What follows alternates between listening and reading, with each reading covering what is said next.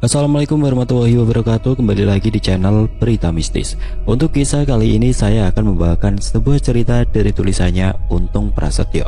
Sebuah kisah yang berjudul Kisah Pemilik Ilmu Rawa Rontek. Dan sebelum kita lanjut ke ceritanya, tekan dulu tombol like video ini dan jangan lupa tekan juga tombol subscribe channel ini dan nyalakan juga lonceng notifikasinya agar tidak ketinggalan cerita-cerita lainnya dari channel ini. Dan buat teman-teman yang pengen membaca langsung ceritanya, nanti silahkan saja kunjungi linknya yang nanti akan saya sertakan di kolom deskripsi. Dan teman-teman juga bisa kunjungi langsung channel YouTube penulis yang nanti linknya akan saya sertakan di kolom deskripsi. Dan seperti apa untuk kisah kali ini? Langsung saja kita masuk ke ceritanya.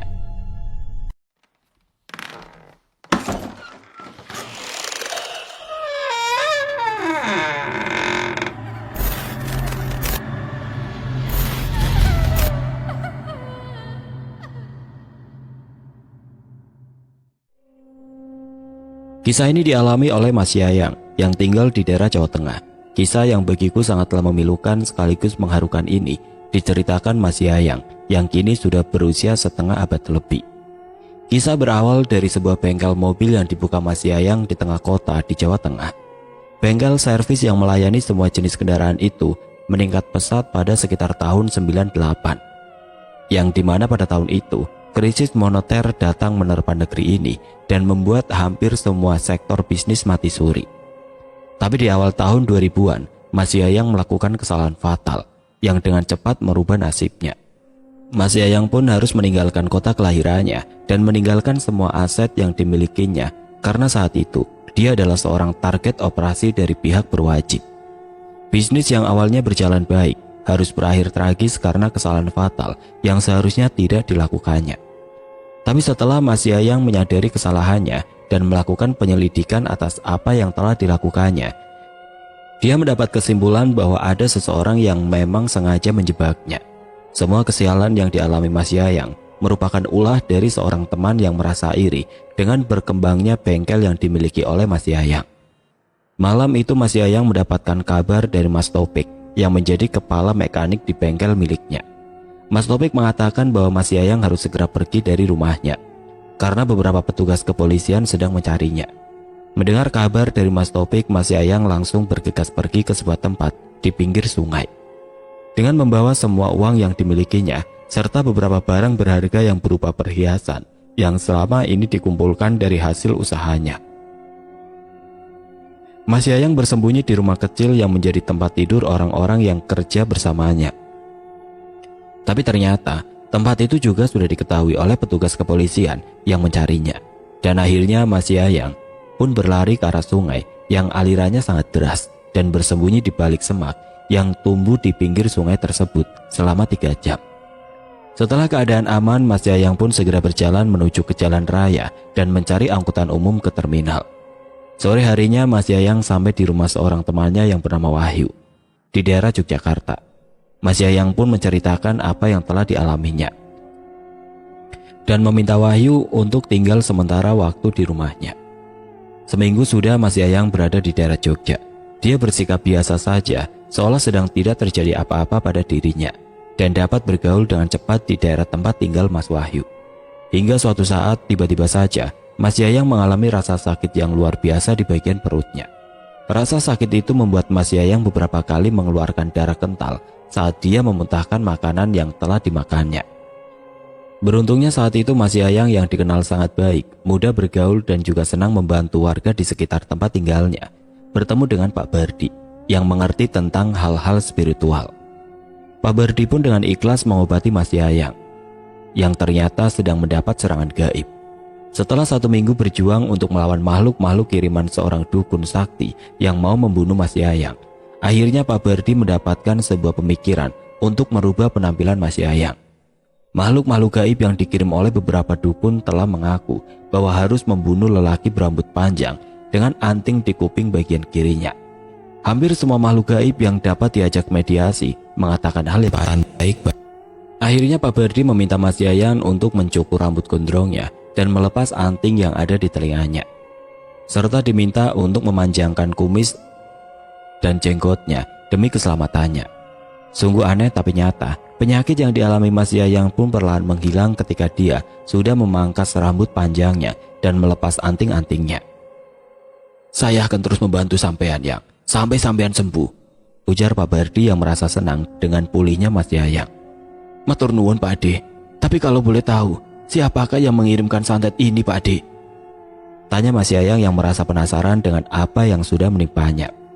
"Sudah Yang, kamu tidak perlu tahu siapa yang mengirimkan santet-santet itu. Yang terpenting kamu sehat kembali dan tidak lagi diganggu oleh orang yang menginginkan kematianmu itu.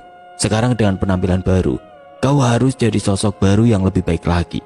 Tidak usah memikirkan siapa yang membuatmu begini dan siapa yang sudah menyakitimu. Carilah kehidupan baru, lupakan masa lalumu, dan sepertinya saat ini kau cocok hidup di desa ini," ujar Pak Bardi menasihati Mas Yayang. "Ini saya suatu saat nanti saya akan kembali ke desa ini Pak Ade. Tapi saat ini masih ada yang harus saya lakukan di luar sana," jawab Mas Yayang dengan wajah tertunduk. "Aku tidak dapat memaksamu untuk tetap tinggal di desa ini Yang. Jika kau tetap ingin pergi, bawalah benda ini," balas Pak Bardi sambil memberikan keris kecil pada Mas Yayang. "Ini hanyalah benda biasa. Jangan kau meminta dari benda ini. Benda ini aku berikan kepadamu sebagai tanda pengingat bahwa aku masih bersamamu dimanapun kau berada, dan aku masih menunggumu di desa ini, berharap kau kembali lagi ke rumah ini," imbu Pak Bardi. "Matur nuwun Pak De," jawab Mas Yayang yang sambil tersenyum kepada Pak Bardi. "Salah satu dari temanmu adalah orang yang tidak baik, orang yang menginginkan kau mati Yang," ujar Pak Bardi, memberikan sedikit informasi yang entah dari mana beliau mengetahuinya. Sejenak Mas Yayang diam dan berpikir, menerka-nerka siapakah orang yang dimaksud oleh Pak Bardi. "Jangan sampai kau masuk dalam jebakannya. Saat ini dia terus mencari tahu di mana keberadaanmu," imbu Pak Bardi yang membuat Mas Yayang semakin bingung. Setelah 1 bulan berlalu, Mas Yayang pun pergi menuju kota dan mampir ke sebuah wartel yang ada di dekat terminal bus antar kota antar provinsi. Mas Yayang lalu menelpon seseorang sahabatnya dan memberikan informasi keberadaannya. Mas Yayang juga menceritakan bahwa dia baru saja sembuh setelah ada orang yang mencoba menghabisi nyawanya melalui media santet. Orang yang dihubungi Mas Yayang saat itu adalah Sabto. Mas Yayang sengaja memberitahu keberadaannya kepada Sabto untuk memancingnya datang ke tempat yang sudah dimaksud Mas Yayang. Setelah menghubungi Sabto, Mas Yayang langsung menaiki bis menuju kota Bandung untuk mencoba peruntungannya di kota kembang itu. Mas Yayang mengunjungi saudara sepupunya yang sudah menetap di kota itu. Ini semua adalah rencana awal Mas Yayang untuk mencari tahu siapakah di antara sahabat-sahabatnya yang telah mengkhianatinya. Sebelum pergi ke Bandung, Mas Yayang memberikan nomor telepon rumah sepupunya yang berada di Bandung kepada Wahyu. Mas Yayang meminta Wahyu untuk menghubunginya jika ada tanda-tanda orang yang mencarinya. 1 hari berlalu dari perginya Mas Yayang ke Bandung, datanglah beberapa orang yang tidak dikenal ke rumah Wahyu. Wahyu pun menceritakan apa yang sebenarnya terjadi dan memberitahukan kemana Mas Yayang pergi. Wahyu pun menanyakan siapa gerangan mereka ini, hingga harus jauh-jauh dari Jawa, daerah Jawa Tengah, ke daerah Jogja hanya untuk mencari seorang Mas Yayang. Awalnya 4 orang berbadan tegap itu enggan memberitahukan siapa mereka, tapi Wahyu juga akan mengatakan hal yang sama jika orang-orang tersebut tidak memberitahu siapa mereka yang sebenarnya. "Sekarang ini Mas, saya akan memberitahu kemana Yayang pergi. Tapi saya juga mau tahu siapa panjenengan ini siapa. Dari mana dan untuk apa mencari Yayang?" ujar Sing Bat. "Ya, brengsek. Awakmu tidak perlu tahu siapa kami," jawab salah seorang dari mereka yang berpenampilan seperti rocker. "Ya wis, sekarang silakan pergi dari rumah saya sebelum pemuda di desa ini membuat sampean-sampean ini babak belur," gertak Wahyu dengan santainya. 4 orang itu hanya tertawa mendengar apa yang baru saja dikatakan Wahyu dan sambil mengejeknya. "Loh, jangankan 4 orang berandalan seperti sampean. Sak truk orang-orang seperti sampean akan kami buat hancur," seru Wahyu sambil ngebrak kencang meja yang ada berkita untuk. Tidak lama kemudian teman-teman Wahyu mulai berdatangan memenuhi ruang tamu di rumah Wahyu. 4 orang berbadan tegap itu pun langsung diam dan tidak lagi tertawa melihat sekitar 15 orang mengelilingi mereka. "Piye, ini baru 10%-nya," ujar Wahyu yang kini menertawakan keempat tamunya itu. "Piye Mas, kok pada diam? Tadi sampean pada cengengesan. Ibu Wahyu yang ikut teriuk tawa dari teman-temannya yang sudah berkumpul di rumahnya. Milih ngomong jujur, apa milih hancur? Saud Jarno yang berdiri di depan pintu masuk rumah Wahyu. Ayo ngomong, malah plorak-plorok. Kami dari Jawa Tengah, Mas, ujar seorang pria yang terlihat sangat tenang saat itu. Seragam apa bebas? Tanya Wahyu kepada 4 orang itu dengan maksud menanyakan mereka ini polisi atau preman. Bebas, Mas. Saiki coba aku lihat KTP-mu, ucap Jarno sambil berjalan ke arah 4 orang itu. Keempat orang itu pun lalu mengeluarkan barang-barang yang mereka bawa. Setelah Jarno dan kawan-kawannya mengancam dengan mulai mengeluarkan parang untuk menakut-nakuti mereka. Pisau lipat dan beberapa jimat mereka keluarkan dari dalam pakaian yang mereka kenakan, serta kartu identitas yang menunjukkan bahwa mereka berasal dari kota di Jawa Tengah. Sopo yang nyuruh sampean-sampean untuk mencari Yayang?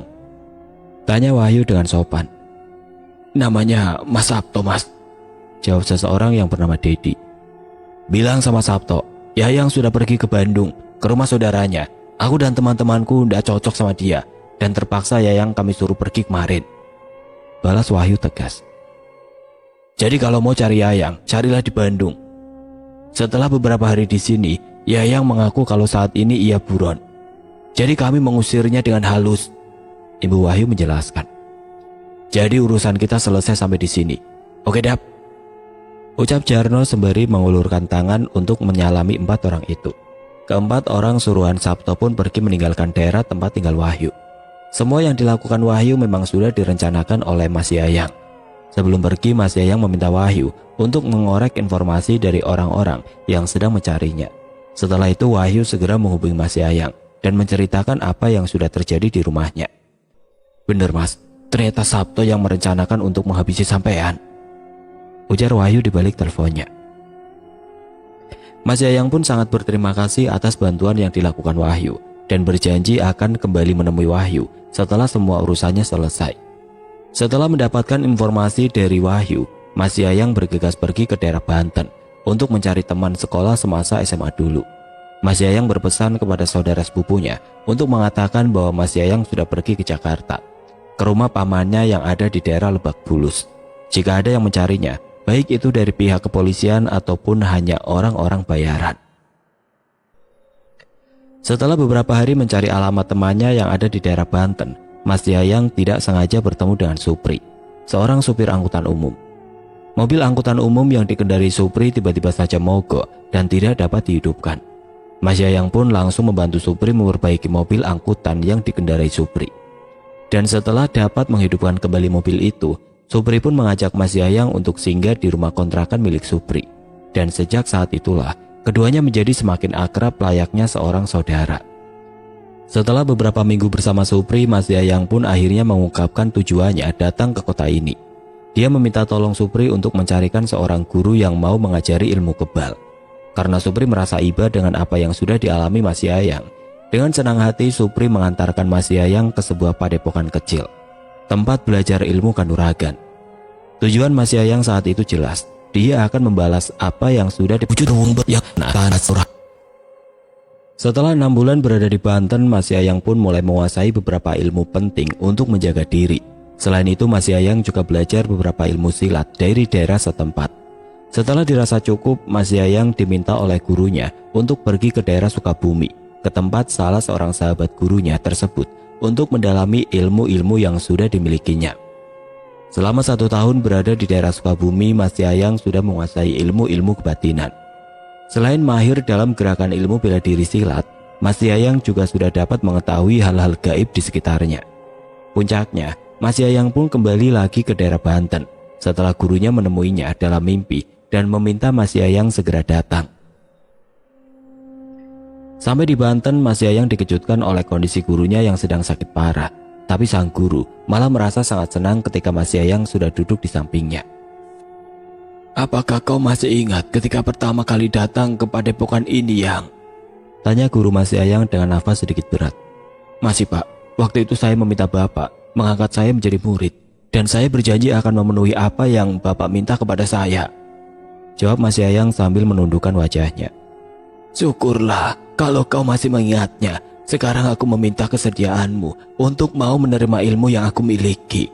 Karena sepertinya hanya kamulah orang yang tepat menerimanya. Aku akan menurunkan ilmu warisan dari guruku kepadamu. Apakah bersedia, Yang? Baik, Pak, saya bersedia, jawab Mas Yayang tanpa ragu. Baiklah, nanti malam kita adakan ritual turun wahyu. Kau bersihkan dulu dirimu, mintalah kembang kepada ibu, dan gunakan kembang itu untuk mandi. Kebingungan pun mulai menghampiri Mas Yayang ketika menemui ibu atau istri dari gurunya. Ibu terlihat menangis sambil memberikan bunga 7 rupa yang ada di wadah bambu. Karena penasaran, Mas Yayang pun menanyakan apa yang membuat ibunya menangis. Lalu istri dari gurunya itu menceritakan bahwa bapak akan menurunkan ilmu rawa rontek kepada Mas Yayang. Dan ketika ilmu itu sudah masuk ke tubuh Mas Yayang, maka sang guru pun akan meninggal. Hal itulah yang membuat istri dari guru Mas Yayang menangis. Dengan berat hati, Mas Yayang menerima bunga yang akan digunakannya untuk mandi. Dan setelah itu, kembali lagi ke kamar sang guru. Lalu duduk di sampingnya dan menunggu perintah dari gurunya. Ketika semua sudah berkumpul di samping sang guru yang sedang terbaring, guru dari Mas Yayang itu lalu menanyakan keikhlasan keluarganya untuk melepas kepergiannya. Semua yang ada di ruangan itu pun mulai menangis dan suasana pun seketika berubah memilukan.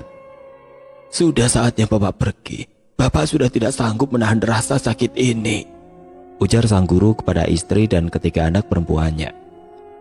Sebagai tanda dan pengingat, Bapak akan menurunkan ilmu yang Bapak miliki kepada Yayang, dan juga Bapak meminta Yayang untuk menikahi Lastri, anak Bapak yang usianya sudah tepat untuk berumah tangga. Imbu gurunya yang membuat Mas Yayang terkejut. Sekarang kalian akan menjadi saksi bahwa ilmu Bapak akan berpindah ke tubuh Yayang. Proses turun ilmu atau turun wahyu pun dimulai. Mas Yayang berbaring di sebelah gurunya dengan tangan yang memegang erat tangan sang guru. Setelah beberapa lama, tubuh sang guru pun terasa melemah dan tubuh Mas Yayang terasa sangat panas hingga matanya terbelalak. Setelah rasa panas yang dirasakan Mas Yayang menghilang, tubuh sang guru pun lemas dan terlihat kaku tanpa ada lagi detak jantungnya. Pada saat yang bersamaan, pandangan Mas Yayang terasa berbeda. Dia seperti melihat dua tempat secara bersamaan dan kadang berganti dari kamar tempatnya berada. Tiba-tiba dia berada di sebuah tempat yang seperti istana. Kejadian itu membuat jantung Mas Yayang berdetak kencang hingga dia sulit untuk menguasai dirinya. Setelah beberapa saat berlalu, Mas Yayang seperti melihat sang guru dengan pakaian putih dan ikat kepala putih, tersenyum ke arah Mas Yayang dan hilang bersama cahaya putih yang sangat menyilaukan mata. Mas Yayang tersadar ketika mendengar tangisan dari keluarga sang guru yang ternyata sudah meninggal dunia. Setelah terbangun dari posisi tidurnya, Mas Yayang merasakan sensasi berbeda ketika kakinya merapak tanah. Dia merasakan ada energi besar yang masuk ke tubuhnya dan dari arah bawah yang dengan cepat menjalar ke seluruh bagian tubuhnya.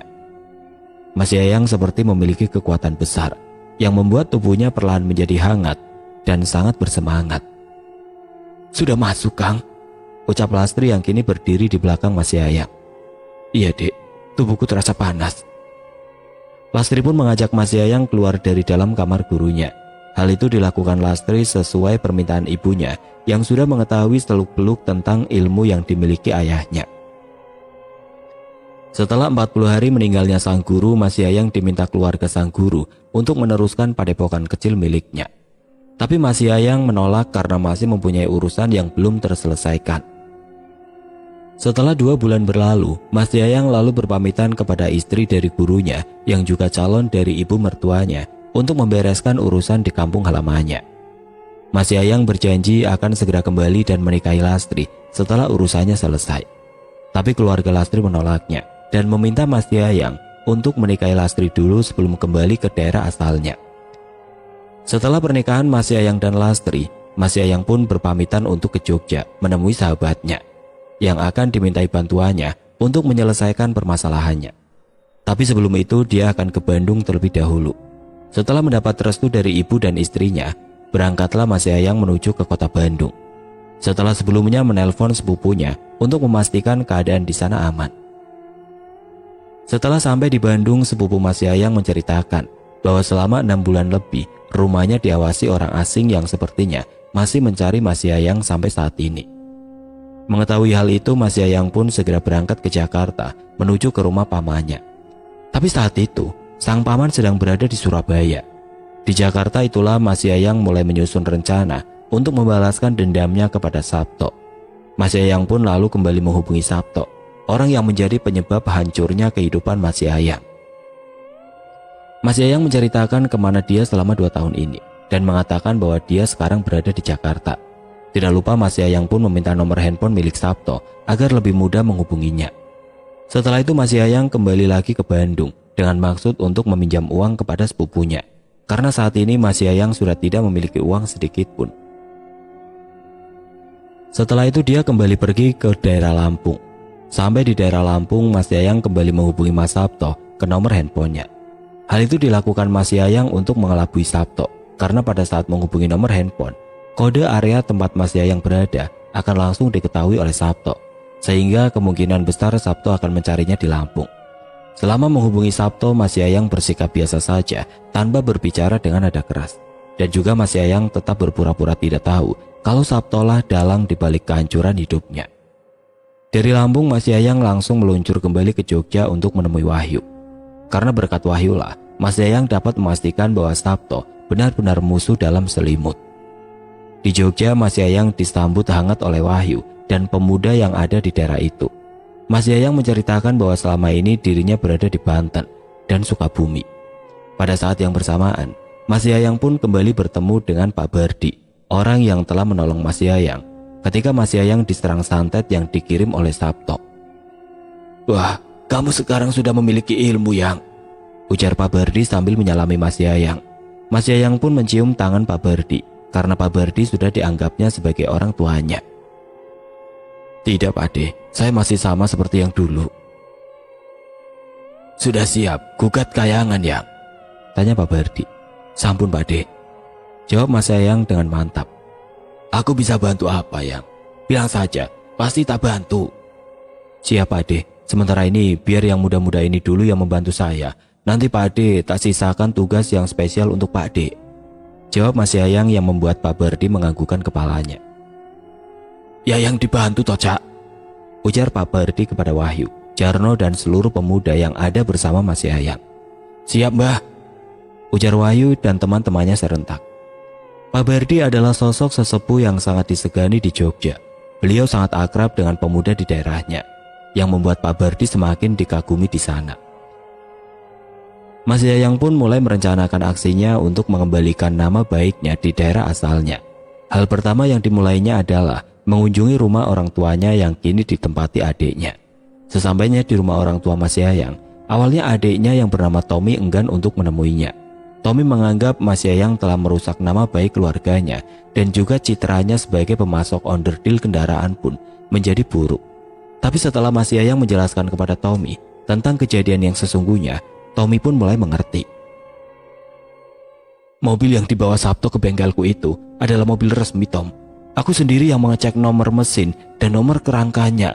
Tapi sebelum laku terjual, mobil itu dipinjam oleh anak buah Sabto dengan alasan mau mengantar Sabto ke Magelang. Karena mobil itu memang milik Sabto, aku pun memberikannya tanpa rasa curiga," ujar Mas Yayang menjelaskan kepada Tommy.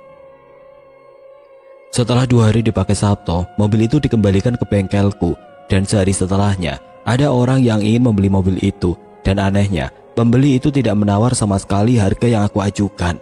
Setelah beberapa hari, orang yang membeli mobil tersebut kembali ke bengkelku dan menuduhku menjadi penada barang curian. Hal itu terjadi karena pembeli mobilku itu melakukan cek fisik dan mendapatkan data yang berbeda antara surat kendaraan dengan nomor kerangka serta nomor mesinnya. Aku mencoba menawarkan damai dengan akan mengembalikan uang itu sepenuhnya. Tapi orang itu menolak dan membuat laporan ke kepolisian.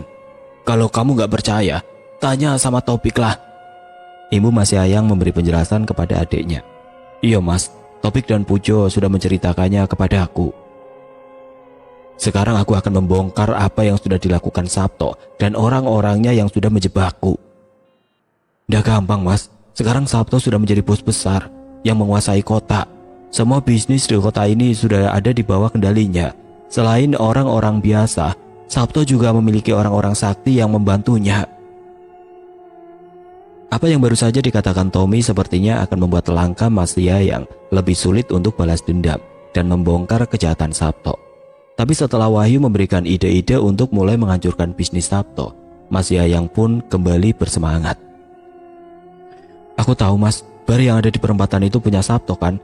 Lalu panti pijat di belakang pasar dan toko yang menjual minuman keras itu juga miliknya. Tapi sepertinya tidak hanya itu, karena sekarang sedang ramai penggunaan obat terlarang yang sepertinya juga diedarkan oleh anak buah Sabto. Ujar Wahyu yang selangkah lebih tahu daripada Tommy yang tinggal di kota itu. Loh, kok awakmu ngerti Mas? Tanya Tommy merasa heran.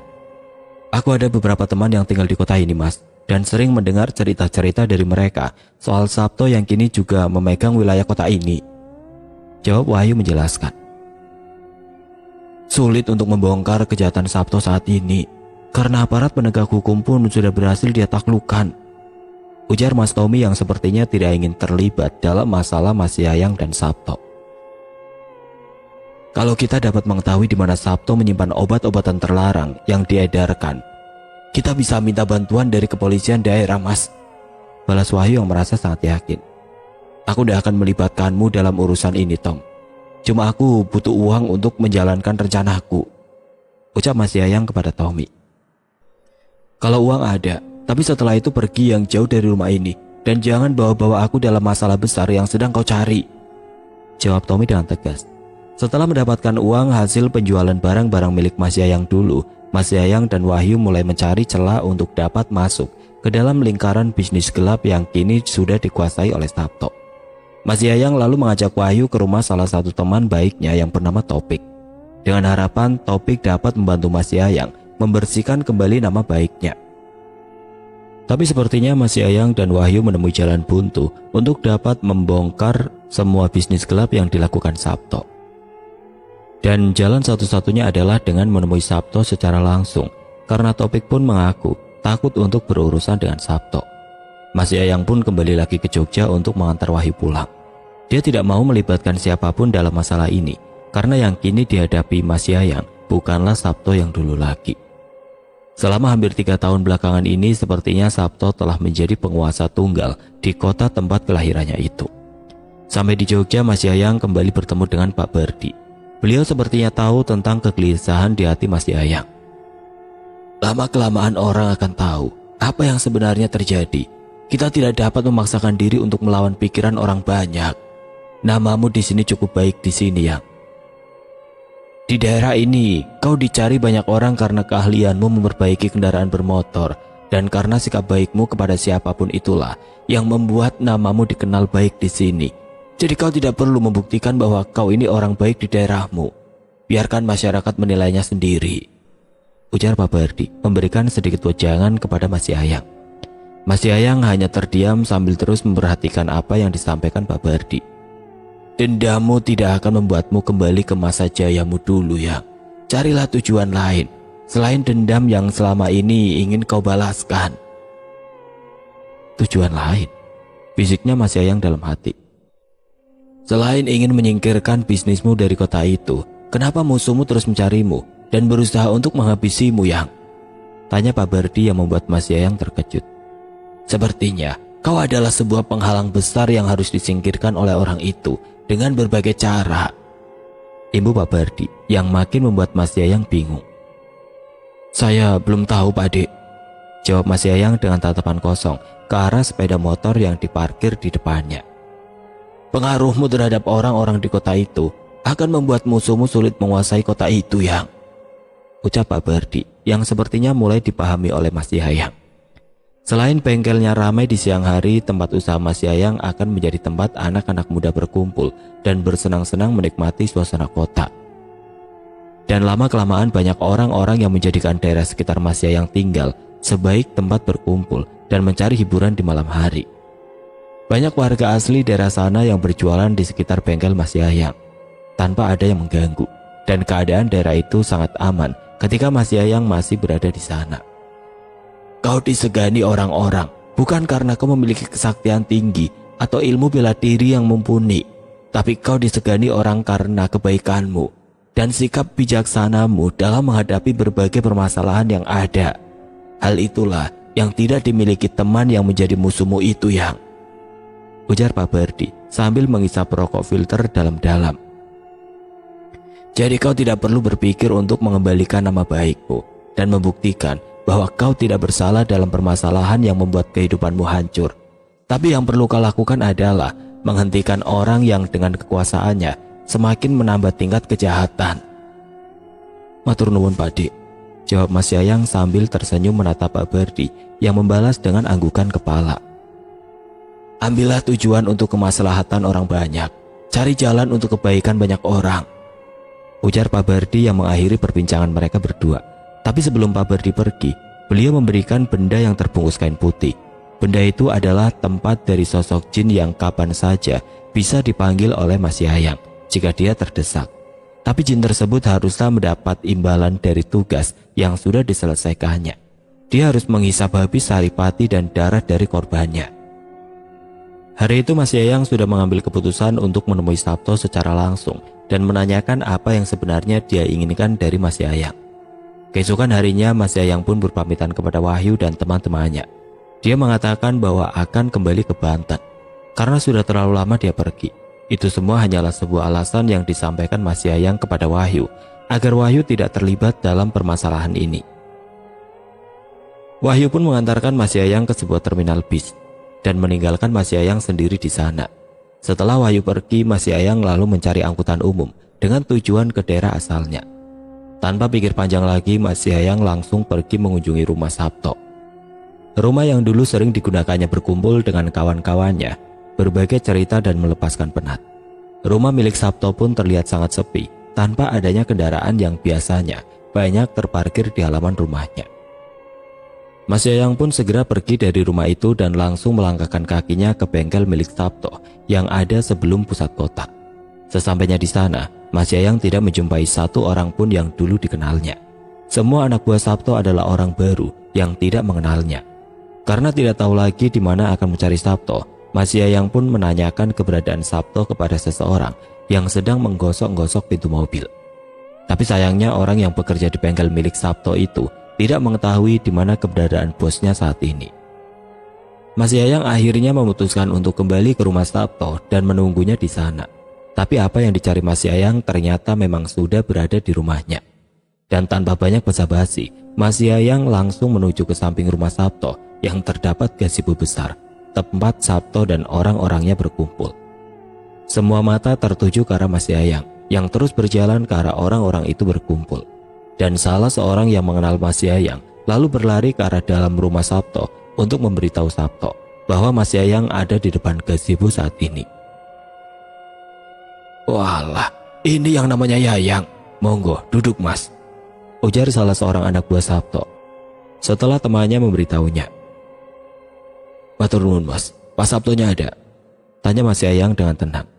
Ada, beliau memang sedang menunggu sampean, balas orang itu yang disambut tawa orang-orang yang ada di sana. Tidak lama kemudian Sabto keluar dari dalam rumahnya bersama seseorang yang energinya sangat kuat sekali. Orang itu dapat membuat orang-orang di sekitarnya tunduk hanya dengan energi yang keluar dari dalam tubuhnya. Orang itu menatapku tajam, seolah sudah tidak sabar ingin segera menyerangku dan menghabisiku. Dua orang yang ada di tempat itu pun segera berdiri dan berjalan ke arah Mas Yayang. Dan ketika dua orang itu sudah ada di depan Mas Yayang, salah satu orang itu berbisik bahwa dia diminta Sabto untuk mencarikan tempat terakhir yang cocok untuk Mas Yayang. Monggo, ini loh. Wah, sebuah kejutan besar kamu bisa datang ke rumahku ini, Yang, ujar Sabto yang masih berdiri di depan gazebo. Mas Yayang hanya tersenyum sambil menoleh ke arah dua orang yang berlalu pergi tadi. Mas Yayang langsung duduk di kursi yang ada di depan gazebo tanpa peduli lagi kepada orang-orang yang terus memperhatikannya dengan penuh rasa benci. Duduk di atas ini saja, Yang, ujar Sabto yang meminta Mas Yayang naik ke atas gazebo. Tapi jelas saja Mas Yayang menolak karena dia tahu kekuatannya akan berkurang ketika kedua kakinya tidak menapak tanah. Aku di sini saja, Sab, balas Mas Yayang dengan tenang sambil mengedarkan pandangannya ke sekitar. Oke, kalau begitu, Yang, kopi, teh, atau mau bir, ujar Sabto yang menghampiri Mas Yayang. "Nggak usah, Sap. Sepertinya hari ini aku tidak minum air. Hari ini aku haus darah," balas Mas Yayang dengan tenang, yang membuat Sabto dan orang-orangnya menertawainya.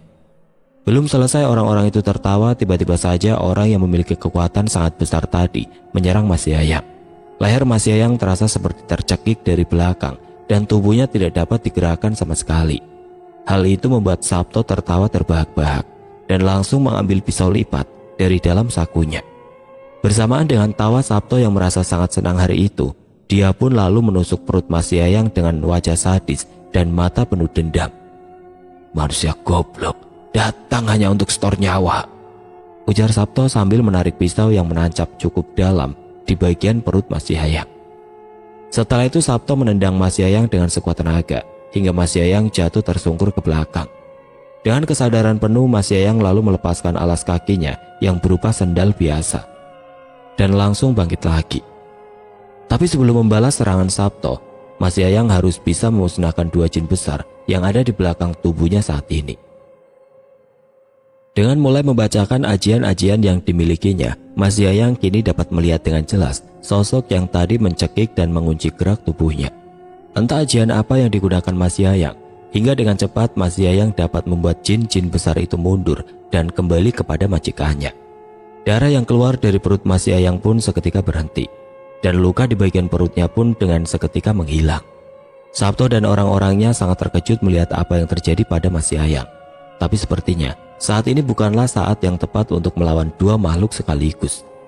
Mas Yayang menunjuk ke arah orang yang memiliki 2 peliharaan makhluk gaib tadi dengan maksud mengancamnya. Mas Yayang sebenarnya ingin segera pergi dari rumah Sabto karena menurut perhitungannya dia akan kalah menghadapi musuh nyata dan musuh gaib secara bersamaan seorang diri. Tapi tiba-tiba saja Mas Yayang mendengar suara siulan panjang yang biasa dilakukan oleh Wahyu ketika dia sedang berlatih mengumpulkan teman-temannya ketika sedang terjadi keadaan genting. Siulan panjang itu adalah tanda panggilan yang hanya diketahui oleh Wahyu dan kelompoknya. Tapi karena Mas Yayang sudah dianggap orang yang menjadi bagian dari daerah Wahyu, Mas Yayang pun diberitahu semua sandi yang biasa digunakan Wahyu dan teman-temannya. Sosok Wahyu dan Jarno sebenarnya bukanlah sosok pemuda biasa. Mereka berdua adalah sosok yang juga memiliki kekuasaan di daerahnya. Mereka menertibkan pasar, terminal, dan juga menjadi keamanan di daerah tempat tinggalnya. Keamanan ruko-ruko besar, gedung perkantoran, serta pabrik-pabrik yang ada di daerah Wahyu menjadi tanggung jawabnya. Siulan itu kembali terdengar untuk yang kedua kalinya, tapi karena Mas Yayang tidak dapat bersiul dengan keras, dia pun lalu berteriak menjawab siulan dari kelompok Wahyu. "Asem, bocah iki kok tahu aku berada di sini?" ujar Mas Yayang dalam hati. "Ya, aku di sini," ucap Mas Yayang dengan lantang. Tidak butuh waktu lama, Wahyu, Jarno, Burjo, dan Sigit sudah berada di samping rumah Sabto. Dan ternyata mereka juga sudah meringkus 2 anak buah Sabto yang tadi berbisik ingin mencarikan tempat peristirahatan terakhir kepada Mas Yayang. "Perang," ujar Wahyu yang terlihat sangat bersemangat sekali. "Bocah kemarin sore, kurang ajar sekali kalian ya. Tak buang ke dalam laut hidup-hidup awakmu ya," balas Sabto dengan wajah yang terlihat sangat murka. Mas Yayang pun mundur beberapa langkah dan berdiri di balik tubuh Wahyu dan Jarno. Hal itu dilakukannya untuk dapat menyerang orang sakti yang beberapa peliharaannya mulai datang membantu. Setelah memagari diri, Mas Yayang tiba-tiba melesat ke arah Sabto yang diikuti oleh Wahyu dan semua teman-temannya. Orang-orang Sabto yang sedang tidak siap untuk bertarung pun terpaksa meladeni Wahyu, Jarno, Burjo, dan Sigit. Serangan dari orang sakti itu mulai terlihat oleh mata Mas Yayang. Di saat yang bersamaan, Mas Yayang pun terus mengincar Sabto yang sudah siap dengan pisau kecil di tangannya. Tapi itu bukan masalah bagi Mas Yayang. Semua luka di tubuhnya segera pulih dan membuat Sabto mulai ketakutan menghadapi Mas Yayang. Wahyu, Jarno, Burjo, dan Sigit pun semakin menggila. Walau kalah jumlah, tapi dengan kondisi tubuh bugar, mereka pun dapat menumbangkan satu persatu anak buah Sabto yang sudah menenggak minuman-minuman beralkohol. Untuk memecah konsentrasi orang sakti yang hanya duduk terdiam di atas gazebo, Mas Yayang memberikan kode kepada Jarno untuk menyerang orang itu. Tapi bukannya langsung menghampiri orang sakti itu, Jarno malah mengambil beberapa batu yang menjadi hiasan taman rumah Sabto dan langsung melempari orang sakti yang membantu Sabto. Karena beberapa kali terkena timbukan batu dari Jarno, orang sakti itu berdiri dengan maksud menyerang Jarno. Tapi langkahnya kurang cepat. Wahyu yang mengendap-endap di bawah gazebo lalu menarik orang sakti itu dari belakang hingga jatuh tersungkur. Orang sakti itu ternyata memiliki ilmu kebal, sehingga pukulan-pukulan yang dilayangkan Wahyu ketika orang itu tersungkur tidak dirasakannya. Lembu sekilan, bisik Wahyu dalam hati dan segera meminta Barjo untuk bertukar posisi. Dengan kode siulan, lagi-lagi Wahyu memberi tanda kepada temannya untuk membantunya. Barjo yang sudah menumbangkan 2 orang bertubuh tegap pun lalu melesat ke arah Wahyu dan langsung memberikan pukulan-pukulan keras ke arah orang sakti itu. Sabto mulai merasa ketakutan ketika menyadari bahwa luka-luka di tubuh Mas Yayang dapat pulih dengan sekejap mata. Baju kemeja putih yang digunakan Mas Yayang terlihat bolong di beberapa tempat serta terdapat banyak darah yang mengotorinya. Sabto pun mencoba melarikan diri, tapi sayangnya Mas Yayang tidak membiarkannya pergi begitu saja. Dengan beberapa pukulan yang dilayangkan Mas Yayang, tubuh Sabto tersungkur dan hilang kesadaran. Barjo dan Wahyu yang awalnya bisa mengimbangi ilmu orang sakti yang menjadi pelindung Sabto pun harus terluka ketika orang itu mengeluarkan ilmu kanuragan tingkat tinggi. Mas Yayang yang mengetahui hal itu segera berlari ke arah Barjo dan Wahyu yang memegangi bagian tubuhnya yang sedang terluka dalam.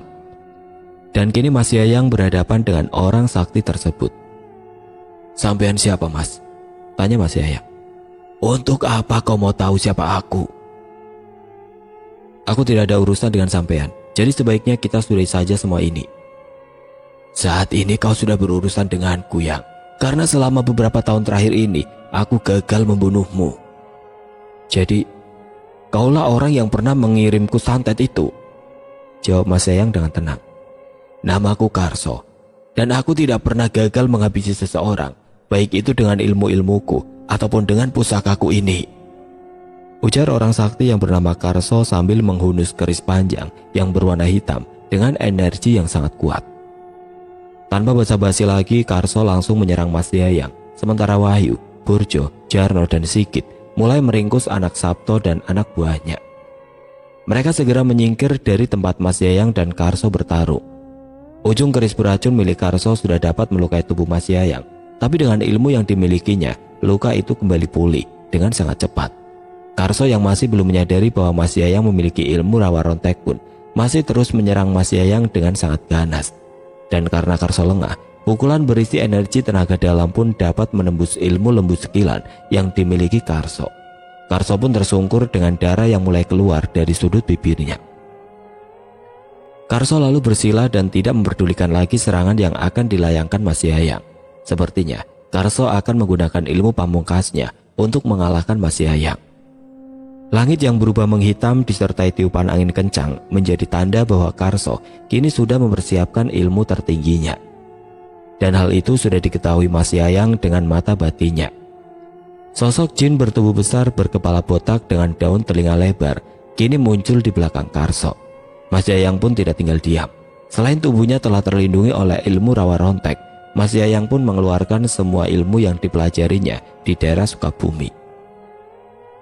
"Jin bertemu jin Karso," ujar Mas Yayang sambil terus membacakan sesuatu yang membuat udara terasa sangat panas. "Hadirlah kau Birowo," bisik Mas Yayang dalam hati memanggil sosok jin yang sebelumnya telah diberikan oleh Pak Bardi. Jin hitam dengan tubuh lebih besar dari jin milik Karso pun muncul dari balik tubuh Mas Yayang. Jin yang bernama Birowo itu langsung melesat ke arah jin milik Karso dan menghilang dari pandangan mereka berdua. "Ayo, kita selesaikan ini Karso. Bukankah kau tidak pernah gagal untuk menghabisi orang yang kau incar?" ujar Mas Yayang. Tanpa menanggapi ucapan Mas Yayang, Karso langsung melompat dan menyerang Mas Yayang. Mas Yayang hanya terdiam dan tidak bergerak sedikit pun menghadapi serangan Karso. Hal itu sudah diperhitungkan matang-matang oleh Mas Yayang karena dia berencana untuk melumpuhkan musuhnya dari jarak dekat. Keris hitam dan beracur milik Karso pun berhasil menusuk bagian perut Mas Yayang. Dan dengan cepat Karso mencabutnya lalu menikam kembali ke arah jantung Mas Yayang. Dan ketika itulah Mas Yayang menangkap tangan Karso untuk mengeluarkan ilmu pelumpuh yang sudah dikuasainya di Sukabumi. Dengan cepat Karso tidak dapat menggerakkan kedua kakinya dan mulai jatuh dengan posisi duduk di atas kedua kakinya. Keris yang masih menancap di dada kiri Mas Yayang pun segera dicabutnya.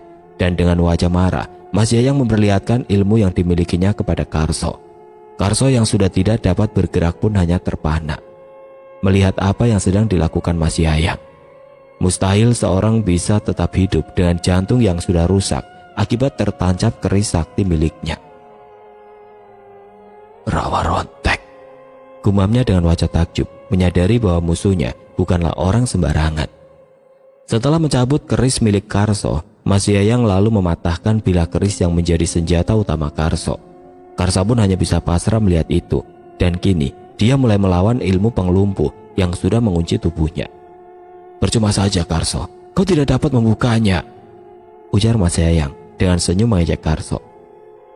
Aku tidak akan membunuhmu Karso, dan kau masih bisa hidup. Andai jin peliharaanmu itu dapat mengalahkan Birowo, tapi jika tidak, maka Birowo lah yang akan menghabisimu dan menjadikan kau budak di alamnya.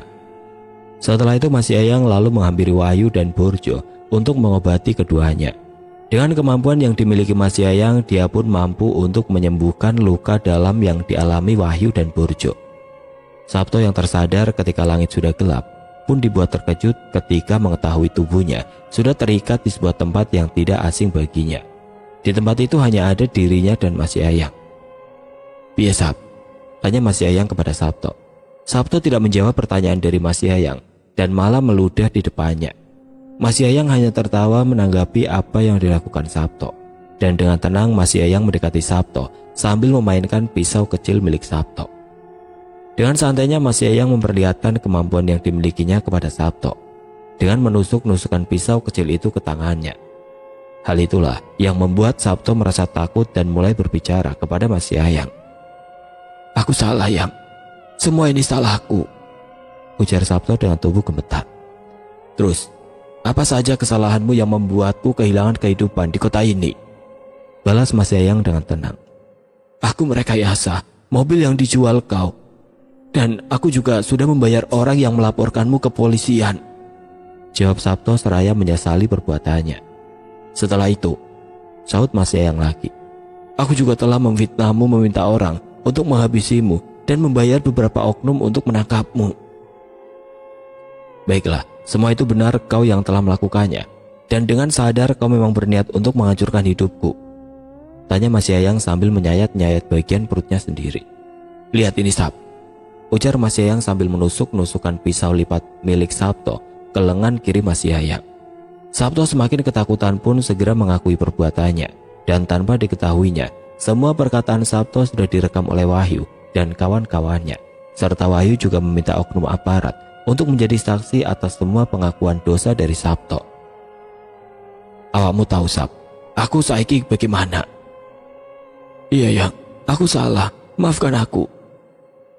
"Barang haram yang kau edarkan di daerah ini, kau simpan di mana Sab?" tanya Mas Yayang yang membuat Sabto tersentak. "Jangan Yang, jangan yang itu." "Apa kamu milih tak potong-potong, lalu potongan tubuhmu aku kasihkan ke anjing-anjing yang kelaparan di pasar Sab?" ujar Mas Yayang mengancam Sabto. "Jangan Yang, jangan. Barangnya ada di ruko sebelah barat pasar yang semua saya simpan di sana," imbu Sabto sambil menangis. "Laki-laki kok nangis toh bos?" Celetuk seorang aparat kepolisian yang tiba-tiba muncul dari balik semak yang ada di sekitar mereka. "Ayo, bawa kami ke tempat kamu menyimpan barang haram itu," ujar seorang aparat yang mengenakan jaket kulit hitam sambil menodongkan pistol ke arah Sabto. Mau tidak mau, Sabto pun memberitahukan tempat di mana dia menjalankan bisnis haram yang merusak generasi muda. Segala jenis obat terlarang ada di ruko yang berkedok gudang onderdil kendaraan bermotor itu. Sabto pun ditangkap oleh pihak berwajib dan siap menjalani hukuman berat dengan barang bukti yang sangat banyak. Sementara itu, Karso mati di rumah Sabto dengan kondisi tubuh kering dan mata yang terbelalak. Sebelum pergi dari rumah Sabto, Wahyu, Jarno, Borjo dan Sigit terlebih dulu memindahkan tubuh Karso ke atas gazebo dan membersihkan darah yang keluar dari sudut bibirnya supaya tidak ada dugaan pembunuhan terhadap Karso. Setelah urusannya selesai, Mas Yayang pun kembali ke Banten untuk menemui istrinya dan meminta izin kepada ibu mertuanya karena Mas Yayang ingin mengenalkan Lastri kepada saudara-saudaranya yang berada di Jawa Tengah. Setelah berada di Jawa Tengah, Mas Yayang menjual semua asetnya dan membeli tanah di daerah Yogyakarta. Itu juga dilakukannya atas kesepakatan bersama istrinya. Kabar bahwa Sabto telah mendapatkan hukuman atas semua kejahatan yang sudah dilakukannya pun sampai ke telinga Mas Yayang. Mas Yayang yakin bahwa Sabto akan membalaskan apa yang sudah dilakukan Mas Yayang kepadanya. Dan setelah Sabto bebas, Mas Yayang pun membawa kembali istri dan 2 anaknya ke daerah Banten. Karena Mas Yayang sudah mendapat informasi apa yang akan dilakukan Sabto.